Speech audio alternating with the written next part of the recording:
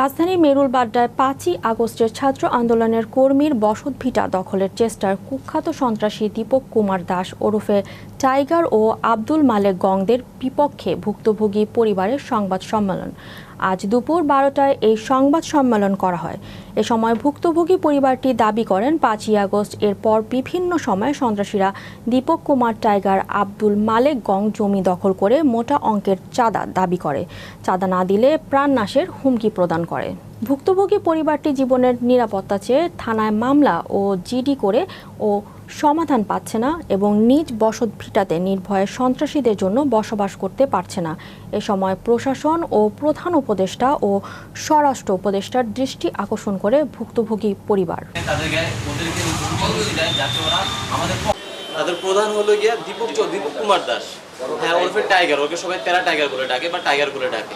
তার আপন ছোট ভাই যে আওয়ামী লীগের যে পদে ছিল তার নাম হলো পলাশ কুমার দাস। যে যাদের ধারা যাকে ধারা ওই আর কি হামলা টামলা করে মারধর করে তার নাম হলো আব্দুল মালেক মেঘা। আব্দুল সমস্যাটা হলো ভাই আমাদের আমরা জমি যে কিনছি তারা দখল দিয়ে রাখতে চায়, অনেকভাবে চাঁদা দাবি করছে যাতে আমরা চাঁদাটা দেই, ওদের টাকাটা দিলে উনি বলছে উনি ওনাদেরকে সরাই নিয়ে যাবে। কিন্তু আমি কেন দিব? আমি আন্দোলন করছি আমি চাঁদা দেওয়ার জন্য? তাহলে তো আমি আগেই ভালো ছিলাম।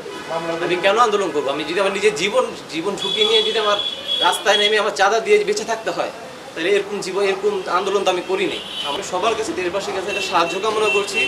প্রধান উপদেষ্টা ডক্টর মোহাম্মদ ইউনূস স্যারের কাছে আমরা সাহায্য কামনা করছি। দয়া করে আমাদের দৃষ্টিতে মানবিকভাবে একটু বিবেচনা করে একটু দেখবেন, আমাদেরকে বিপদ থেকে আমাদেরকে একটু পরিত্রাণ দেন, দান করেন দয়া করে।